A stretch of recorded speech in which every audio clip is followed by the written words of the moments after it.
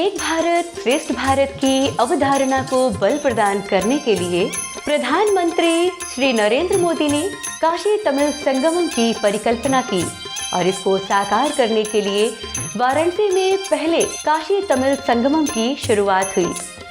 16 नवंबर 2022 से 16 दिसंबर 2022 तक चलने वाले इस कार्यक्रम का औपचारिक उद्घाटन माननीय प्रधानमंत्री श्री नरेंद्र मोदी ने 19 नवंबर 2022 को किया था।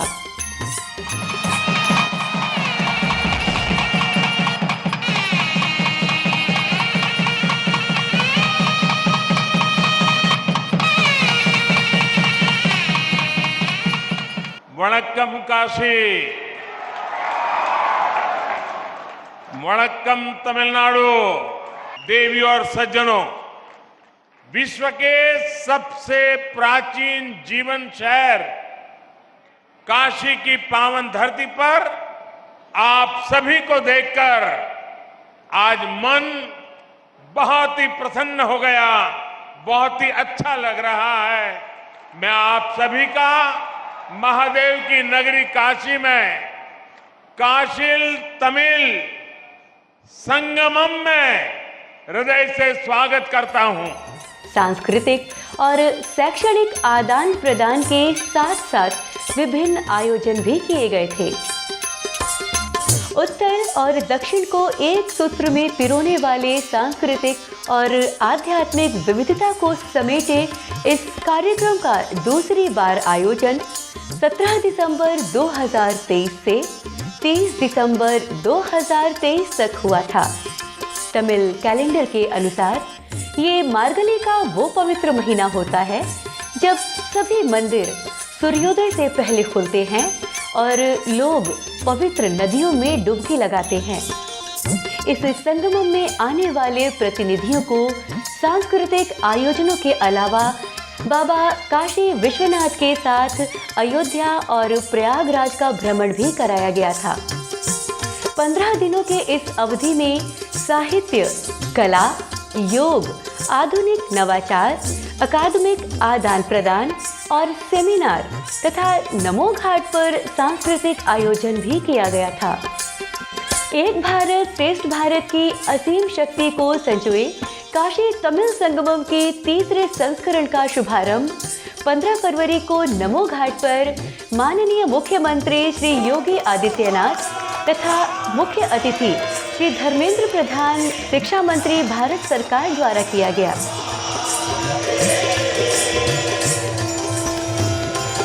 इस बार का ये कार्यक्रम महाकुंभ के महत्व, अगस्त्य ऋषि की चिकित्सा पद्धति, तमिल साहित्य एवं राष्ट्र की सांस्कृतिक एकता में उनके योगदान पर समर्पित है।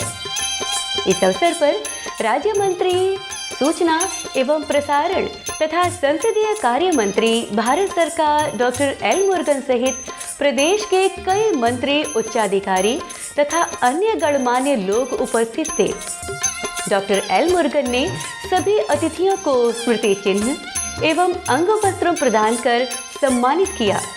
तत्पश्चात डॉक्टर एल मुरुगन ने तमिल में सभी आगंतुकों का स्वागत करते हुए कहा, काशी பெரியவர்கள், தமிழகத்திலிருந்து வருகை வந்திருக்கின்ற மாணவ செல்வங்கள், ஆசிரியர்கள், எழுத்தாளர்கள், பாரதியார் குடும்பத்தை சார்ந்தவர்கள், உங்கள் அனைவருக்கும் என்னுடைய அன்பு கலந்த மாலை வணக்கத்தை தெரிவித்துக் கொண்டு, பிறவிப் பெருங்கடல் நீந்துவார் நீந்தார் இறைவன் அடி சேராதார்.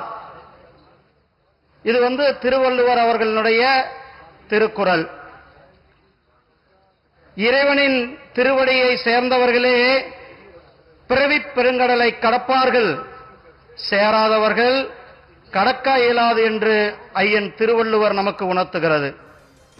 इस अवसर पर कुछ महत्वपूर्ण कृतियों का विमोचन किया गया, जिससे आने वाली पीढ़ियां भारत की संस्कृति, परंपरा और ज्ञान की जानकारी प्राप्त कर सके।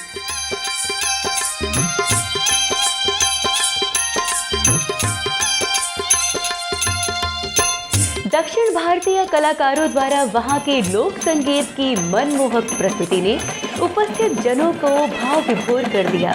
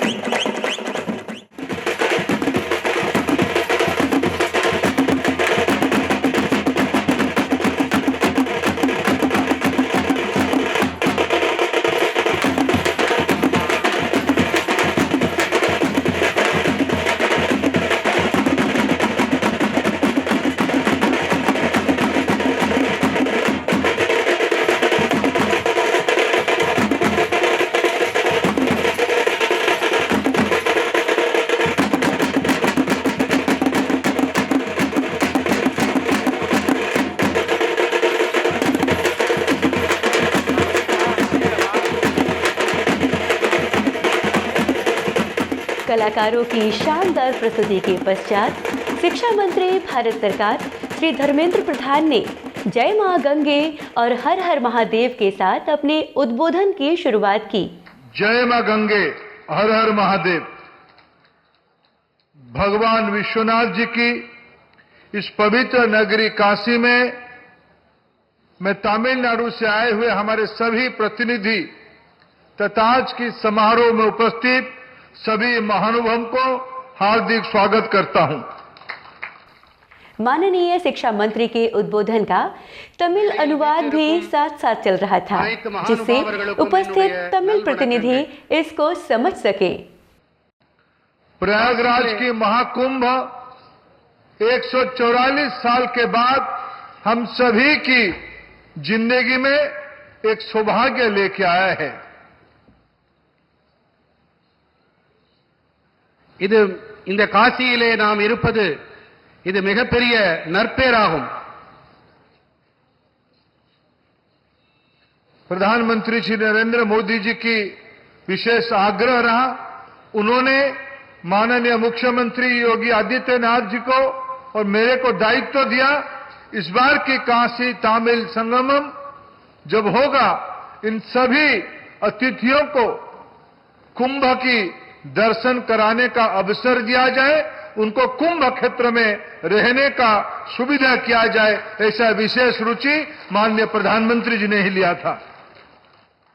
மாண்புமிகு பாரத பிரதமர் நரேந்திர மோடி அவர்கள் இந்த முறை உத்தரப்பிரதேசத்தின் முதலமைச்சர் மாண்புமிகு யோகி ஆதித்யநாத் அவர்களிடமும் என்னிடத்திலும் குறிப்பாக இந்த வேளையிலே காசி தமிழ்ச் சங்கமத்தை நடத்த வேண்டும் என்று ஏன் கேட்டுக்கொண்டார் என்றால் 144 ஆண்டுகளுக்கு ஒருமுறை நடக்கக்கூடிய பிரயாகராஜிலே நடந்து கொண்டிருக்கக்கூடிய இந்த மகா கும்பமேளாவில் அவர்கள் தீர்த்தமாட வேண்டும், அயோத்திக்கு செல்ல வேண்டும், கூடவே பாபா விஸ்வநாதரையும் தரிசிக்க வேண்டும் என்று வேண்டி விரும்பி கேட்டுக்கொண்டதனால்தான் இப்பொழுது நம்முடைய தமிழ்நாட்டிலிருந்து வந்திருக்கக்கூடிய நம்முடைய சிறப்பு விருந்தினர்கள் இந்த தமிழ்ச் சங்கமம் 3வது பதிப்பிலே கலந்து கொண்டிருக்கிறீர்கள்। ये सुखद संजोग है, काशी तमिल संगमम के तीसरा संस्करण भी काशी बाबा विश्वनाथ की दर्शन, प्रयागराज में महाकुंभ में स्नान के अवसर और पहली बार ये हो रहा है पवित्र राम जन्मभूमि में भव्य मंदिर के बाद ये पहला ही काशी तमिल संगमम आयोजन किया जा रहा है। कार्यक्रम को संबोधित करते हुए मुख्यमंत्री योगी आदित्यनाथ ने कहा कि ये कार्यक्रम प्रधानमंत्री जी के विजन एक भारत श्रेष्ठ भारत को आगे बढ़ाने के उस महायज्ञ का एक हिस्सा है। लगातार तीसरी बार काशी तमिल संगमम का एक कार्यक्रम बाबा विश्वनाथ के इस पावन धरा पर यहां पर आज शुभारंभ हो रहा है। ये हम सब के लिए एक भारत श्रेष्ठ भारत के प्रधानमंत्री मोदी जी के विजन को आगे बढ़ाने के उस महायज्ञ का भाग है। इस अवसर पर तमिलनाडु से काशी में पधारे समाज जीवन के अलग अलग क्षेत्र में योगदान देने वाले आप सभी महानुभावों का मैं प्रदेश सरकार की ओर से, काशी वासियों की ओर से और देश के यशस्वी प्रधानमंत्री आदरणीय श्री नरेंद्र मोदी जी की ओर से आप सबका मैं हृदय से स्वागत करता हूं, अभिनंदन करता हूं। सचमुच ये आयोजन हमारे लिए इसलिए भी महत्वपूर्ण है, यद्यपि पहले 2 संस्करण काशी तमिल संगम के पवित्र कार्तिक मास में आयोजित हुए थे। उसकी अपनी महत्व है, लेकिन तृतीय संस्करण इसलिए महत्वपूर्ण हो जाता है कि दुनिया का सबसे बड़ा आध्यात्मिक और सांस्कृतिक आयोजन महाकुंभ प्रयागराज वर्तमान में प्रयागराज की धरती में चल रहा है और तमिलनाडु से आए हुए आप सभी बहनों और भाइयों को महाकाशी के साथ साथ प्रयागराज में और प्रयागराज के बाद 500 वर्षों का इंतजार समाप्त करके रामलला का अयोध्या में विराजमान हुआ है, अयोध्या की धरती पर भी दर्शन करने का सौभाग्य प्राप्त होगा। प्रधानमंत्री मोदी जी के विजन को ध्यान में रख करके हमारी सरकार ने जिस कार्यक्रम को आगे बढ़ाया, आज उसका परिणाम है कि महाकुंभ प्रयागराज में लगभग 51 करोड़ श्रद्धालुओं ने मां गंगा, मां यमुना और मां सरस्वती की त्रिवेणी में आस्था की पावन डुबकी लगा करके भारत की आस्था को भारत की एकता के संदेश के साथ जोड़ने का काम किया है। और यह संदेश कि जहां जाति का भेद नहीं, पाति का भेद नहीं, क्षेत्र का भेद नहीं, एक भारत श्रेष्ठ भारत की परिकल्पना को लेकर के हर हर गंगे का उद्घोष करते हुए, मां गंगा का आशीर्वाद लेते हुए हर श्रद्धालु देश के अलग अलग कोने से आकर के आस्था की डुबकी लगा रहा है। इससे बड़ा आयोजन दुनिया के अंदर कहीं नहीं हुआ है। मुख्यमंत्री के उद्बोधन के पश्चात उपस्थित कलाकारों के समूह द्वारा लोक नृत्य की प्रस्तुति दी गई।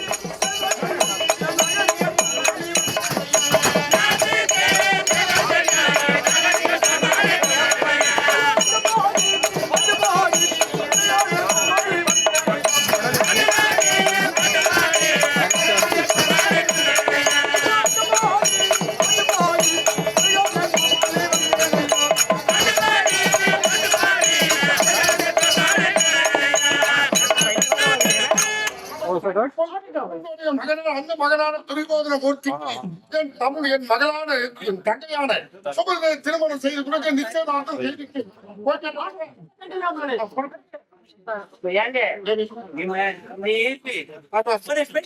திருமணம் முடிக்கணும் நாம. அதனால பெண்ணை காக்காம திருமணம் செய்யக்கூடாது. ஓ நிச்சயம் செய்தால் அந்த பெண்ணான மனிதனை கண்டா கருத்திருக்கும். कार्यक्रम के मंच पर पधारने से पहले माननीय मुख्यमंत्री एवं श्री धर्मेंद्र प्रधान ने उपस्थित प्रतिनिधियों से बातचीत की एवं उनके साथ फोटो सेशन भी करवाया। कार्यक्रम में एक भव्य चित्र प्रदर्शनी भी लगाई गई है, जिसमें उत्तर और दक्षिण से जुड़ी तमाम महान विभूतियों के बारे में बताया गया है।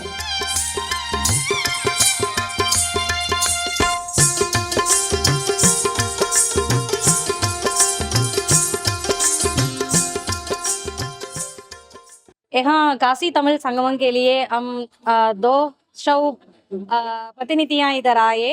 ये बहुत महत्व उत्सव है। इसके लिए हम हमारे गवर्नमेंट ऑफ इंडिया को हम धन्यवाद करते हैं, क्योंकि ऐसा कुंभ मेला समय हम अकेले इधर आने असमर्थ है, लेकिन इस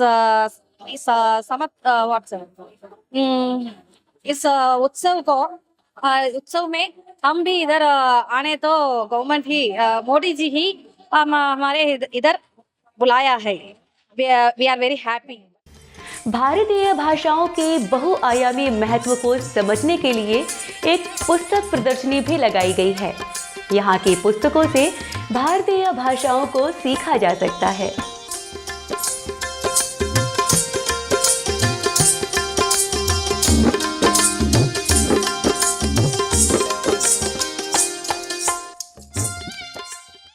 ये हम लोग को फ्री में दिया गया है ताकि हम इसको पढ़ सके और तमिल का जो इतिहास है उसके बारे में भी जान सके। यह कार्यक्रम एक बहुत ही अच्छा है। जैसे हम लोग उत्तर भारत के हैं तो दक्षिण भारत के बारे में नहीं जान पाते हैं, तो इस कार्यक्रम के वजह से हम उनको समझ पाएंगे और वो हम लोग को समझ पाएंगे।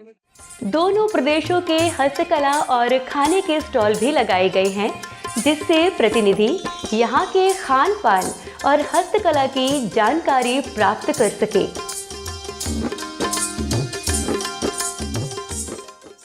प्रधानमंत्री नरेंद्र मोदी द्वारा तमिल काशी संगम जो बनाया गया है, इसमें सबसे बेसिक ये मुद्दा होता है कि जो तमिल की जो चीज़ें होती हैं, यानी साड़ियाँ हो गया या तो हैंडीक्राफ्ट हो गया, वहाँ का हैंडीक्राफ्ट और बनारस का जो हैंडीक्राफ्ट होता है, जैसे बनारसी जरी हो गई, वीविंग की साड़ियाँ हो गई, ये दोनों लोगों का कम्युनिकेशन स्टॉल लगाया गया है, जिससे ये बताया गया है कि वहाँ का जो कल्चर है, वहाँ का क्या कल्चर्स होता है और अपने बनारस का जो कल्चर होता है वो कल्चर क्या होता है। जैसे वहाँ का तमिल में जो होता है कि तमिल की साड़ियाँ जो होती है बॉर्डरलेस, छोटे बॉर्डर की साड़ी बनाई जाती है, जिसको हम लोग कांचीवरम साड़ी के नाम से जानते हैं। और बनारस में जो साड़ियाँ बनती है, बनारस में भी अलग अलग तरीके की साड़ियाँ बनती है, जैसे तसर की साड़ी हो गई, रेशम की साड़ी हो गई, कतान की साड़ी हो गई, डुप्लिन की साड़ी हो गई, और बहुत सारी वैरायटीज की साड़ियाँ बनती है। इसमें ये होता है कि अलग अलग रेंज के हिसाब से हम लोग उसको बना के बेचते हैं। काशी हिंदू विश्वविद्यालय के ओमकारनाथ ठाकुर प्रेक्षागृह में एक एकेडमिक सेशन का आयोजन किया गया था। पधारे प्रतिनिधियों ने इस सेशन में भाग लिया। वाराणसी के कई कवित्रियों एवं साहित्यकारों ने भी इस कार्यक्रम में अपनी उपस्थिति दर्ज कराई। यहाँ पर इस कार्यक्रम में एक साहित्य के प्रतिनिधि की तरह मैं यहाँ उपस्थित हूँ।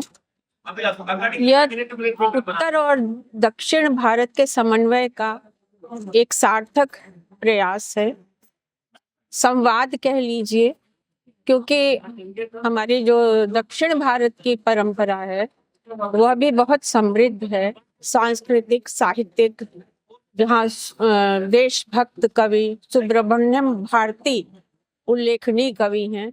यहाँ मैं देख रही हूँ कि काफ़ी हम लोगों का इंटरेक्शन जो हो रहा है, जो हमारे तमिल साथी आए हुए हैं उन लोगों के साथ, जो विद्यार्थी है वो उनके साथ भी हम लोग काफ़ी बातचीत कर रहे हैं, जिससे ये महसूस हो रहा है कि बहुत कुछ वहाँ की संस्कृति हम जान सकते हैं, जान पा रहे हैं, और हम हमारी संस्कृति से वो भी लाभ उठा पा रहे हैं। इस क्षेत्र में जो ये प्रयास है, ये फेज 3 है, जब ये यहाँ पर काशी जैसे महाकुंभ की जगह ये आयोजन हो रहा है।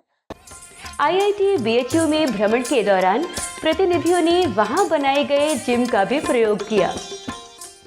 ये काशी तमिल संगम 3.0 के लिए आया। हम इधर आके ज्यादा कुछ मिला है, हमने इतना सोचा भी नहीं है। यूजुअली रामेश्वरम से काशी आता है, काशी टू रामेश्वरम आता है, बट इधर आके हमका रामेश्वरम जैसे भी फील आया। हम उधर कावेरी माता का सेलिब्रेट करते हैं, इधर गंगा माता का भी सेलिब्रेट किया। हम आया, गंगा में नगाया, काशी विश्वनाथ को देखा है, विशालाक्षी माता को देखा है, भी बनारस यूनिवर्सिटी आया, यूनिवर्सिटी का भी देखा है, उनका अच्छा फील मिला है। कार्यक्रम के मूल उद्देश्यों पर प्रकाश डालते हुए अपर सचिव उच्च शिक्षा विभाग, शिक्षा मंत्रालय, भारत सरकार श्री सुनील कुमार बर्नवाल ने बताया, जो मुख्य कल्चरल सेंटर्स हैं तमिलनाडु और काशी, इसको एक तरह से जोड़ने का कार्य कर रहा है और इसके साथ बहुत बड़ा कनेक्टिविटी और नॉलेज का एक तरह से कनेक्शन है। दोनों ही जो कल्चरल सेंटर्स हैं बहुत ही प्राचीन समय से ही जुड़े हैं। इसे रिकनेक्ट करने, रीएस्टैब्लिश करने का प्रयास किया जा रहा है। इस कार्यक्रम के दौरान 1200 लोग तमिलनाडु और तमिल ओरिजिन के लोग काशी, प्रयागराज और अयोध्या का भ्रमण करेंगे। काशी तमिल संगमम के सचिव BS सुब्रमण्यम मणि ने अगस्त्य मुनि के बारे में बताया। महर्षि अगस्त्य जो काशी के थे, वो दक्षिण भारत गए और उन्होंने द्रविड़ भाषा के लिए अनेक काम किए और द्रविड़ भाषा को उन्होंने बनाया।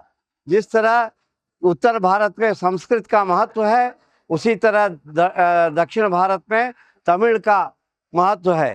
तमिल भाषा के बारे में हमें रामायण काल से ही उसका उदाहरण मिलता है। यह तमिल संगम का कार्यक्रम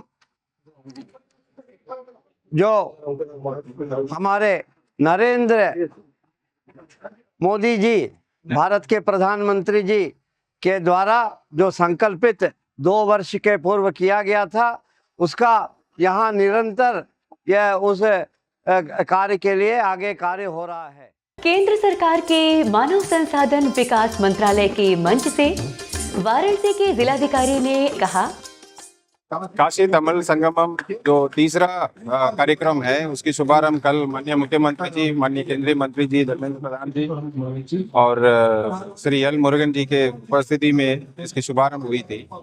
इसका मुख्य उद्देश्य माननीय प्रधानमंत्री जी का एक भारत श्रेष्ठ भारत के तहत पूरे भारतवर्ष सांस्कृतिक रूप से जुड़े हुए हैं, उसी के क्रम में उसकी जानकारी देने, उसको और मजबूत करने के लिए ये कार्यक्रम की आयोजन की जा रही है, जिसमें लोग यहाँ आके जो संस्कृति से जुड़े हुए ऐसे जो जगहों पे काशी विश्वनाथ मंदिर, विशालाक्षी मंदिर, अन्नपूर्णा मंदिर और सभी मंदिरों का दर्शन के साथ साथ इसकी भी जानकारी करेंगे। और जो ग्रुप आ रहे हैं उन्हीं का जो काशी का जो ग्रुप है, काशी में जो ग्रुप है उनके साथ भी इंटरेक्शन भी है, ताकि लोगों के बीच में जो संबंध है वो और मजबूत हो सके। काशी तमिल संगमम संगीत, साहित्य और कला के अनमोल खजाने की विरासत और संस्कृति एवं ज्ञान का अद्भुत समागम है।